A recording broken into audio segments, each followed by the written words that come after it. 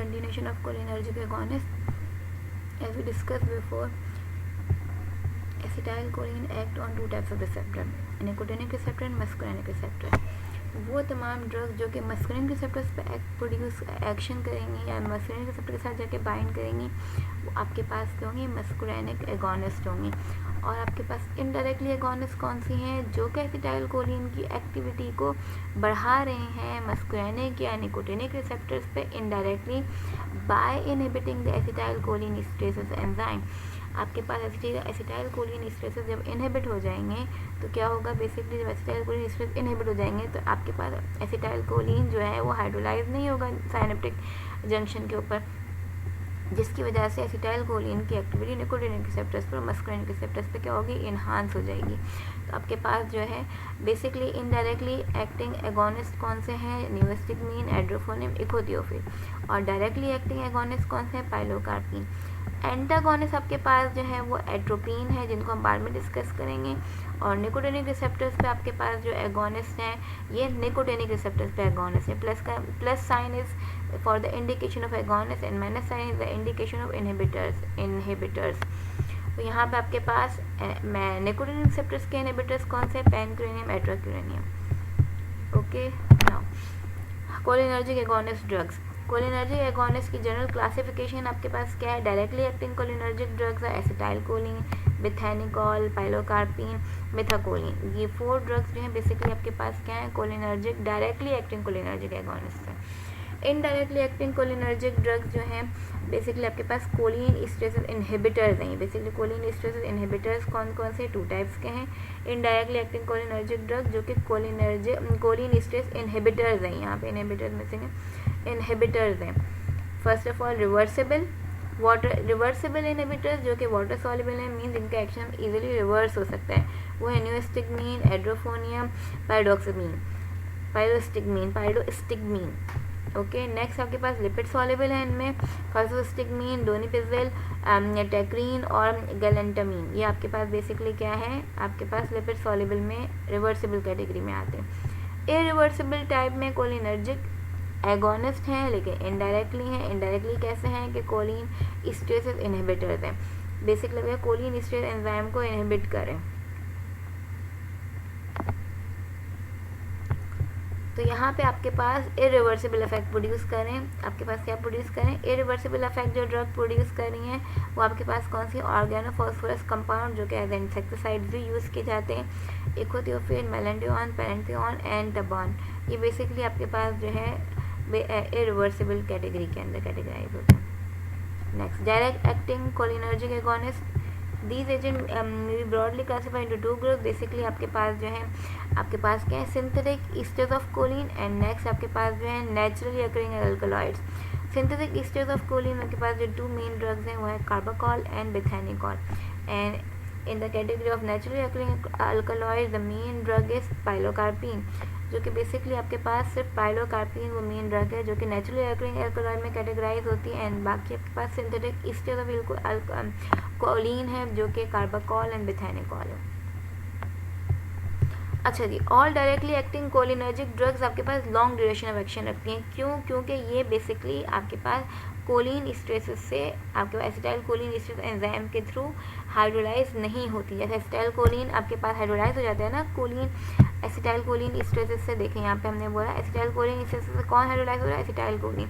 ये जितनी भी ड्रग्स हैं आपके पास ये बेसिकली एसिटाइलकोलिन एस्टरेसेस एंजाइम से हाइड्रोलाइज नहीं होती, जिसकी वजह से इनका अफेक्ट जो है, एक्शन जो है रिसेप्टर साइट्स के ऊपर लॉन्ग होता है। अच्छा, एसिटाइलकोलिन मस्कुरिनिक और निकोटिनिक रिसेप्टर बोथ पे एक्टिविटी रखते हैं। एसिटाइलकोलिन एस्टरेसेस से हाइड्रोलाइज हो जाता है एसिटाइलकोलिन, इसलिए शॉर्ट हाफ लाइफ होता है और कोई सा क्लिनिकल यूज़ मौजूद नहीं है। बिथेनिकॉल आपके पास मस्कुरिनिक रिसेप्टर से एक्टिविटी रखती है, जस्ट ओनली मस्कुरिनिक पे एक्टिविटी रखती हैं, हाइड्रोलाइज नहीं होती है एसिटाइलकोलिन एस्टरेसेस एंजाइम से। पोस्ट ऑपरेटिव इलियस या न्यूरोजेनिक या पोस्ट ऑपरेटिव इलियस के अंदर यूज़ किए जाते हैं या यूरिनरी रिटेंशन के अंदर यूज़ किए जाते हैं। क्योंकि आपके पास हमें पता है कि एसिटाइलकोलिन आपके cholinergic activity rest and digest बढ़ता है, तो आपके पास जब पोस्ट ऑपरेटिव कंडीशन के अंदर इस पेरिस्टाल्सिस जब स्टॉप हो जाती है तो उस कंडीशन के अंदर उसको एनहांस करने के बिथेनिकॉल दिया जाता है। यूरिनरी रिटेंशन की कंडीशन में दिया जाता है ताकि आपके पास, क्योंकि आपके पास क्या है कोलिनर्जिक सिस्टम में क्या है, आपकी बेसिकली रेस्ट एंड डाइजेस्ट है, जिसमें आपके पास यूरिनरी रिटेंशन नहीं होती बल्कि contraction of the urinary bladder होती है, जिसकी वजह से यूरिनेशन हो जाती है। तो हम यूरिनरी रिटेंशन में इसको यूज़ करते हैं। मेथाकोलिन आपके पास मस्कुलिनिक रिसेप्टर्स पे ज़्यादा एक्टिविटी रखता है as compare to, means muscarinic के लिए एफिनिटी ज़्यादा है as compare to nicotinic. Acetylcholine esterases से जो है up to some extent hydrolyse हो जाता है एंड ओवरऑल आपके पास जो है ब्रोंकियल हाइपरसेंसिटिव एक्टिविटी इसकी ज़्यादा है। पाइलोकार्पिन आपके पास जस्ट मस्कुलिनिक रिसेप्टर्स के परफेक्ट प्रोड्यूस करता है, एसिटाइलकोलिन स्ट्रेसेस से हाइड्रोलाइज नहीं होता। ग्लूकोमा में यूज़ होता है, जीरो स्टोमिया में आपके पास बेसिकली स्टोमिया में यूज़ होता है, जिसमें आपके पास ड्राइनेस ऑफ माउथ की कंडीशन आती है, उसमें हम ये यूज़ करते हैं क्योंकि आपके पास जो है मस्कुलिनिक एक्टिविटी स्लेवरी प्रोडक्शन इन्हांस करती है और आपके पास जो है इस वजह से ये जीरोस्टोमिया में यूज़ होता है। नेक्स्ट पाइलोकार्पिन जो है आपके पास बेसिकली नेचुरल अल्कलॉइड्स है, directly acting and natural alkaloids. Pilocarpine basically alkaloid है, प्रोटोटिपिकल कोलिनर्जिक एगोनिस्ट है, प्रोटोटाइप कोलिनर्जिक एगोनिस्ट है। इसमें आपके पास बेसिकली ये आपके पास जो है टर्शियरी अमाइंस जो है टर्शियरी अमाइन ग्रुप इसके अंदर मौजूद होता है और ये हाइड्रोलाइज के लिए स्टेबल होता है, मीन कि ये हाइड्रोलाइज नहीं होता एसिटाइलकोलिन स्ट्रेसेस के थ्रू।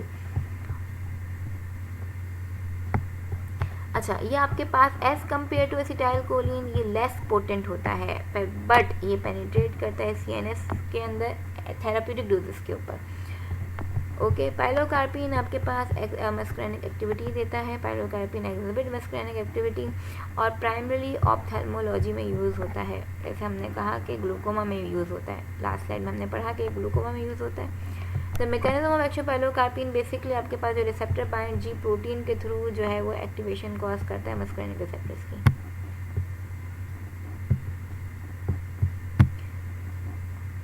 अच्छा जी, पाइलोकार्पिन ट्रॉपिकली अप्लाइड किया जाता है कॉर्निया पे और आपके पास जो है produce miosis, as know that के कोलिनर्जिक एक्टिविटीज़ क्या है आपके पास मियोसिस प्रोड्यूस करती है, तो वही आपके पास ये कोलिनर्जिक एगोनिस्ट है, that is by meiosis produce करेगा, जिसमें आपके पास कॉन्ट्रैक्शन ऑफ सिलेटरी मसल कॉज होती है। दूसरा हमने कहा कि सिक्रीटागॉज है, बेसिकली आपके पास क्या है potent stimulator of secretions, that is secretagogues, जो सिक्रीशंस को बढ़ाएं वो सिक्रीटागॉज होते हैं, जैसे आपके पास स्वेट, टेयर और स्लावा को बढ़ाते हैं, लेकिन क्योंकि इनमें सेलेक्टिविटी लैक करते हैं, दैट इज़ वाई इसको हम इन कंडीशंस में यूज़ नहीं करते। आपके पास हम ज़्यादातर इसको प्रमोट स्लैवेशन में यानी जीरोस्टोमिया के पेशेंट में यूज़ करते हैं जिनमें स्लैवेशन जो है प्रोड्यूस नहीं, स्लावा प्रोड्यूस नहीं होता। तो जोरन सिंड्रोम बेसिकली आपके पास जो है कैटेगराइज होता है, इसमें ड्राई माउथ होता है, टेयर आपके पास जो है टेयर की फॉर्मेशन डिक्रीज हो जाती है और बेसिकली इसको हम ट्रीट करते हैं ओरल पाइलोकार्पिन टैबलेट से और सिमेलिन से, जो ऑल्सो आपके जो बेसिकली आपके पास this is also an cholinergic drug. Basically आपके पास ये क्या है, सिमेलिन भी जो है आपके पास कोलिनर्जिक ड्रग है और ये भी नॉन स्पेसिफिक होती है। अच्छा, इनके लिए एट्रोपिन आपके पास टोटली अपोजिट इफेक्ट प्रोड्यूस करता है, ये आपके पास anti cholinergic.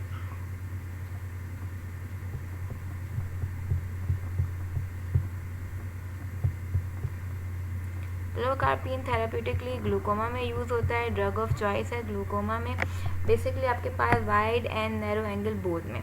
Narrow angle glaucoma basically आपके पास या क्लोज नैरो एंगल को हम क्लोज एंगल ग्लूकोमा भी कहते हैं, जिसमें आपके पास जो है एंटीरियर साइड से आपके ट्रोबिकल जो है आइरिस जो है वो आपके बल्जेस आउट हो जाता है। यहाँ पे बेसिकली आपके पास जो है आई की इंटीरियर साइड पे जो प्रॉब्लम आती है वो नैरो एंगल ग्लूकोमा में कैटेगराइज होती है, जबकि वाइड एंगल ग्लूकोमा के अंदर इसमें आपके पास जो ओपन एंगल या वाइड एंगल ग्लूकोमा है इसके अंदर आपके जो है ये कैनाल ऑफ शेलम जो है वो बेसिकली खुद आपकी जो है वो क्लॉग हो चुकी होती है ओपन एंगल ग्लूकोमा में, जबकि आपके क्लोज एंगल में आइरिस बल्जेस आउट हो जाता है, जिसकी वजह से आपका जो ड्रेनेज कैनाल है, जो कैनाल ऑफ शेलम्स है, ये बेसिकली ब्लॉक हो जाती है क्लोज एंगल के अंदर।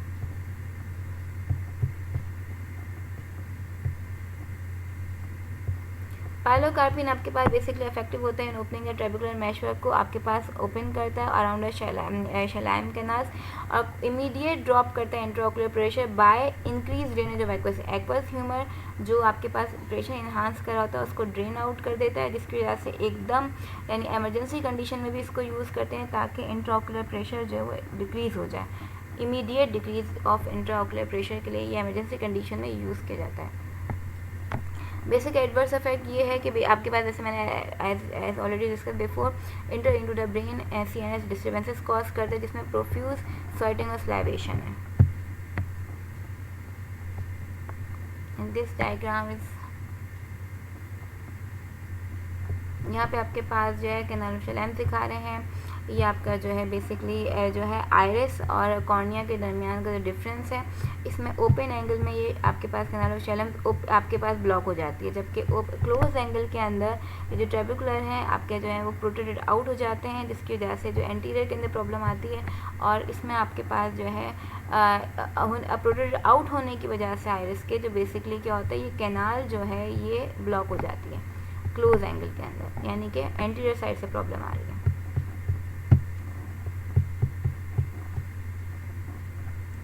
इनडायरेक्टली एक्टिंग पे आ जाए हम। नेक्स्ट आपके पास है इनडायरेक्टली एक्टिंग